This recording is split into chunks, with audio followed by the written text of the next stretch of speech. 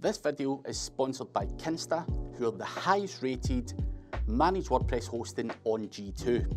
Now, it's fully managed, which means you don't have to worry about server or any kind of maintenance that goes on that side of things. They work with the fastest C3D servers, which are provided by Google Cloud. And Kinsta is the only one offering that at no additional cost. You also have automatic backups, so you don't need to worry about your website blowing up. You have 37 global data centers, so you can make sure your website loads closest to your visitors. There's a global CDN enterprise level integration with Cloudflare, and Kinsta host more than 120,000 websites out there from small, medium to large size businesses, and they have 24/7 human support, so no AI chatbots to fight with. So guys, content planning is really important, and I've mentioned this in a previous video, and I've mentioned it at conference after conference. One of the biggest failures I see when it comes to content writing is the content planning or the content mapping procedure. Now, topical clustering, very simple and easy to grasp situation. A topical cluster, what is that? So podcast is the example here, where we have a core topic, which is your pillar post, your pillar page, whatever you want to call it. Power post, I think it's been called as well. Call it what you like. It's the podcast page, and it's going to generically talk about podcasts.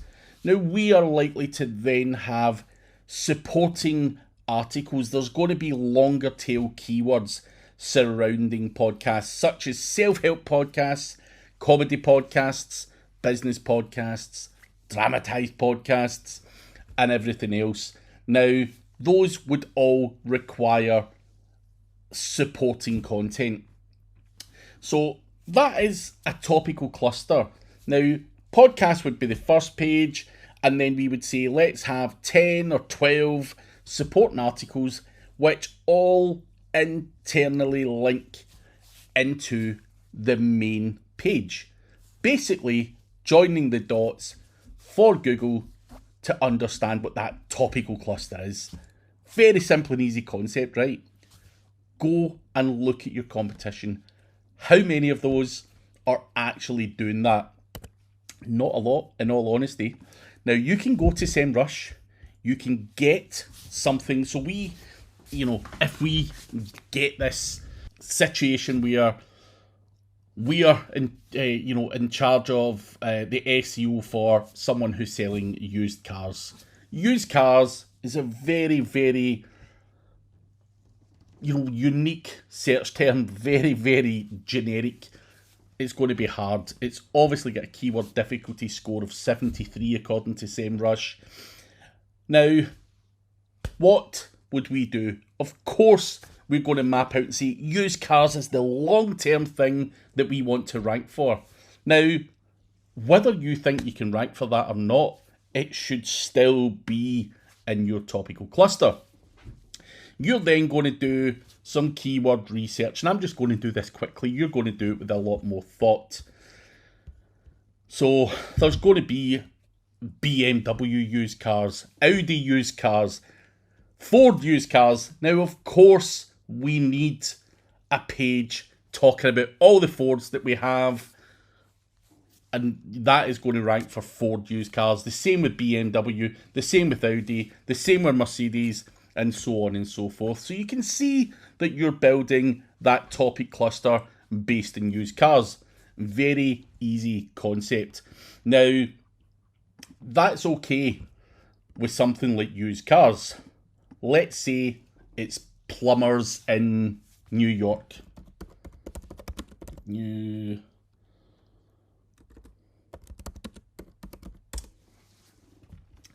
Now, a topical cluster, there is going to be plumbing, and then you're going to have a whole bunch of surrounding areas. But plumbers don't just do plumbing. They may do bathroom repairs.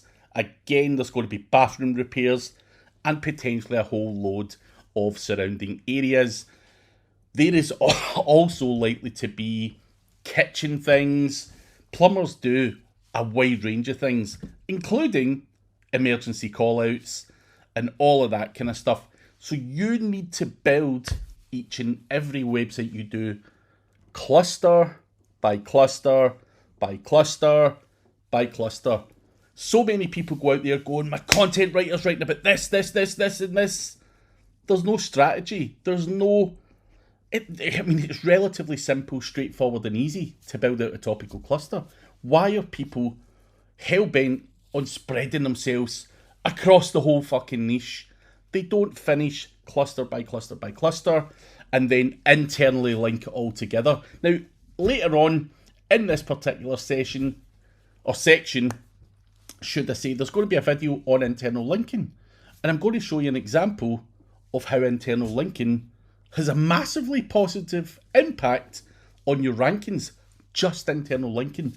But if your strategy's right from the offset, and you're mapping out your content, and you're doing it by cluster, then you're going to go in, you're going to internally link that stuff, and you're going to do the job in a much more structured yet simplified way. You're not just shooting in the wind, hoping for the best. There's got to be some basic structure. So make sure that when you're doing your keyword research, whether you map this out on a piece of paper, whether you map it out on a whiteboard, whatever your choice is, make sure that you understand what a topical cluster is. This is very, very often missed. So make sure that you do this part properly, guys. Don't skip over it. Just get it done.